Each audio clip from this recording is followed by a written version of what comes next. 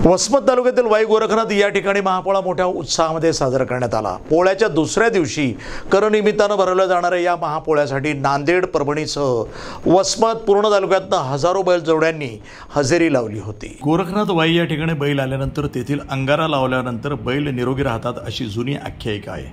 याच आख्यायिकेमुळे दरवर्षी मोठ्या संख्येने शेतकरी आपल्या बैलजोड्या घेऊन या ठिकाणी येत असतात। बैलजोड्या गोरक्षनाथ मंदिराला प्रदक्षिणा घालून हा सण साजरा करतात।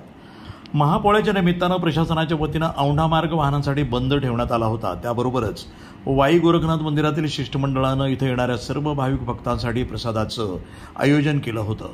बैलजोडींना पाण्याची व्यवस्थाही करण्यात आली होती, ज्यामुळे सर्व व्यवस्था अतिशय सुंदर असल्याचं दिसून आलं।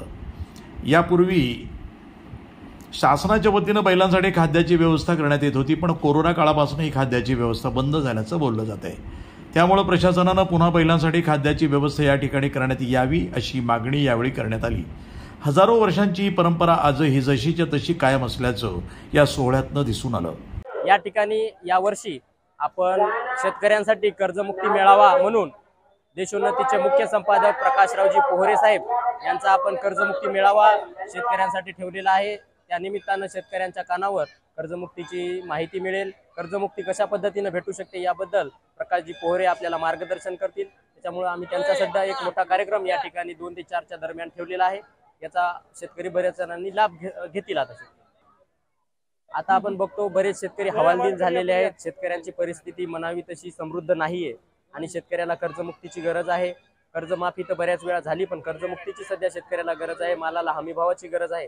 त्यामुळे प्रशासनाने शेतकऱ्याची दयनीय अवस्था लक्षात घेता या ठिकाणी शेतमालाला योग्य तो हमीभाव आणि हमीभाव देऊन कर्जमुक्ती होईल।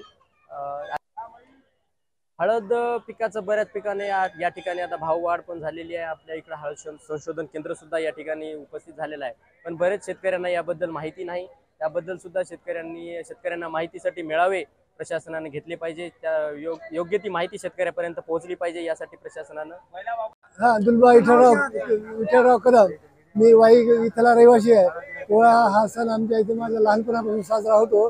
इथे कमीत कमी मराठवाड्यातून सर्व बैल येतात। पंचक्रोशीतल्या लोकांचा सगळा एरिया आहे, त्याच्यानं काही लोकांना बैलाला येऊन प्रदक्षिणा घातल्या 5 ती बिमारी होत नाही, काय नाही। तिला अंगारा लावला की चक बिमारी जाते अशी आख्यायिका आहे। बैलाचं प्रमाण कमी झालं, आता या बैलाची संख्याच कमी झाली। लोक औषध फवारायले, हे करायले, त्याच्यानं बैलाला तेवढा वाव होईना झाले। लोक ट्रॅक्टरावर याच्यावर शेती करायले, आणि बैल परवडणं लोकांना कठीण झाले, म्हणून बैलाची संख्या कमी झाली। आता शेतकऱ्याला आव्हान, आता काय आव्हान करायचं त्याला की आता जनावर पाळणं, ढोरा वासरं सांभाळणं हे शेतीचा मेन उद्देश आहे। हे साध्य केला तर आपल्याला पुढे शेतीला मदत होईल, चांगलं राहील। नुसतेच म्हणलं हे होत नाही ते होत नाही, तर खर्च तर कसा होईल। बाबूराव गणपतराव कदम, गोरक्षनाथ संस्थान सचिव। गोरक्षनाथ महाराजांचा पोळ्याच्या दुसऱ्या दिवशी म्हणजे प्रतिपदेला दरवर्षी महापोळा हा येतो।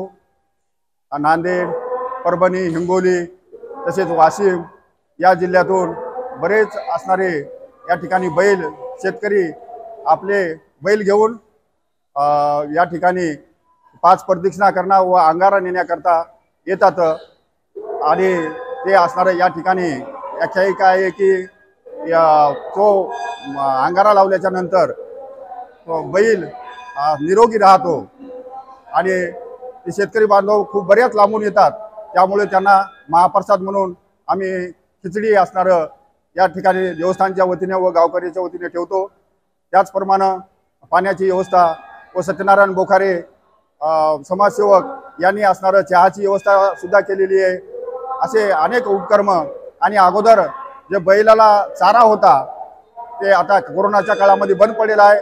पुन्हा जिल्हा परिषदेने असणारं या ठिकाणी पशुसंवर्धन विभागाने चालू करावा ही गोरक्षनाथ संस्थांतर्फे विनंती आहे। नमस्कार, मी सर्व शेतकरी बांधवाचे वाई ग्रामस्थ मंडळाच्या वतीने सर्व आलेल्या बैल घेऊन आलेल्या सर्व बांधवांचे ग्रामस्थ मंडळाच्या वतीने हार्दिक स्वागत करतो।